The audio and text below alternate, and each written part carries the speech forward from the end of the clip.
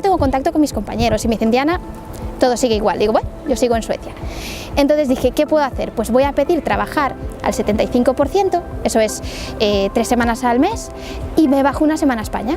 Veo a la familia, a los amigos, me quito la morriña, como pescado y marisco y vuelvo otra vez a Suecia. Si pudiera llevarme un cachito de España y la vida social y la familia, sería completamente feliz. Lo extraño mucho, es lo que extraño. Pero en cuanto al trabajo, de verdad, es que no, estoy encantada. Mientras siga así, no vuelvo. Tener que estar otra vez un día aquí, otro día allí. Yo quiero tener mi cupo, mis pacientes, mi plaza.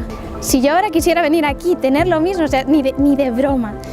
Yo espero que España mejore, la verdad, ganas de volver, todas, pero... Así. Así no. No.